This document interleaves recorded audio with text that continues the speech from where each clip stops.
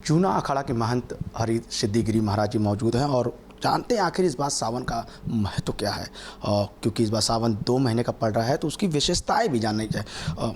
महंत जी, इस बार 2 महीने का सावन पड़ रहा है जी बिल्कुल, इसका महत्व क्या है इस बार और क्या विशेषता है? जी नमो नारायण।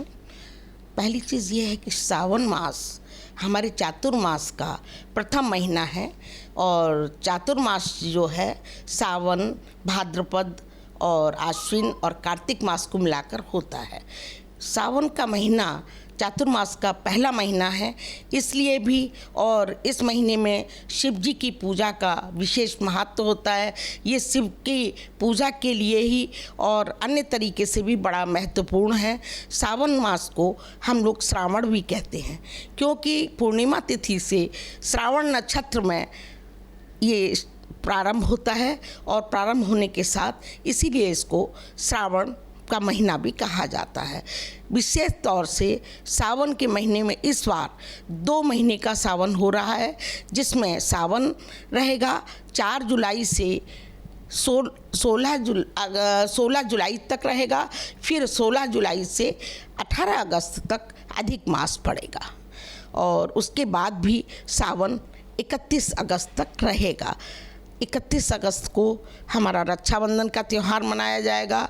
सावन मास में शिव जी का महीना मानते हैं, शिव जी की पूजा का विशेष महत्व होता है। साल भर की पूजा करने के बाद भी जो फल मिलता है वह इस 1 महीने में शिव जी की पूजा करने पर प्राप्त होता है।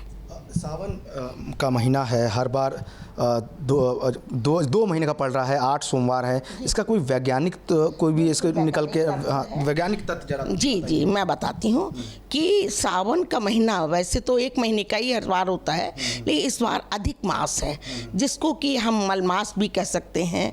और इस महीने का विशेष महत्व इसलिए है कि वैसे तो सावन के महीने में केवल शिव जी की पूजा होती है, लेकिन इस बार मलमास के महीने में, अधिक मास के महीने में इसको पुरुषोत्तम मास भी कहा जाता है।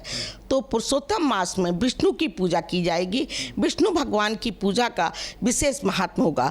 सावन में तो केवल शिव जी की पूजा होती है, लेकिन इस बार इस मलमास के महीने में, पुरुषोत्तम मास के महीने में शिव जी और विष्णु जी दोनों की ही पूजा का विशेष महत्व है और ये दोनों की पूजा करने का हमको बहुत लाभ मिलेगा। इसका साइंटिफिक रीज़न क्या निकल गया, जो वैज्ञानिक तौर पे इसका क्या लाभ लोगों को मिलेगा? जो भक्त और श्रद्धालु जो उपासना रखेंगे, जो कावड़ यात्रा पे जाएंगे, जो आराध्य रहेंगे, उनको क्या इस बार मिलेगा, लाभ क्या मिलेगा? जी ऐसा है कि अधिक मास में जो शिव जी की पूजा होती है या विष्णु जी की पूजा होती है, उसका जितना आप साल भर पूजा करेंगे उसका फल इसी 1 महीने में आपको प्राप्त होगा। अब की बार तो सावन 2 mहीने का है, तो इसलिए आपको शिव जी और विष्णु जी दोनों की ही पूजा करने का मौका है।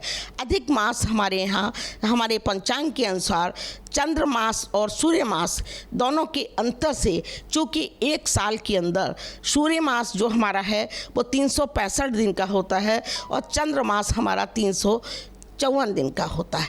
जो 11 दिन का डिफरेंस है वो जब 3 साल तक बढ़ता जाता है तो ये 1 माह अतिरिक्त हो जाता है।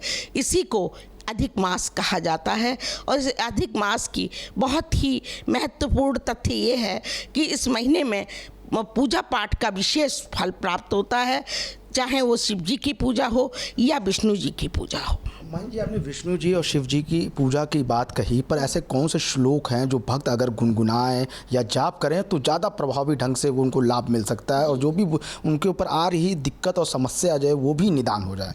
देखिए, सावन के महीने में रुद्राभिषेक का विशेष महत्व माना गया है। सावन के महीने में व्यक्ति यदि रुद्राभिषेक करता है, यदि कोई विशेष आचार्य को बुलाकर भी नहीं कर पाता तो भी उसे शिवालय में जाकर शिव जी पर जलाभिषेक करना चाहिए और ओम नमः शिवाय का अनवरत उसको जप करना चाहिए जितनी भी देर संभव हो सके। इसी प्रकार जो हमारा अधिक मास है, जो हमारा पुरुषोत्तम मास है, उस महीने में विष्णु जी के लिए ओम नमो भगवते वासुदेवाय मंत्र का जाप करें तो उनको विशेष लाभ होगा।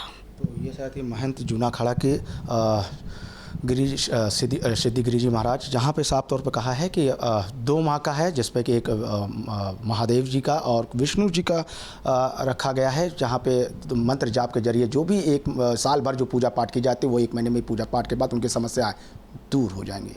वीडियो जर्नलिस्ट अरशद खान के साथ अनुज कुमार, भारत एक्सप्रेस, लखनऊ।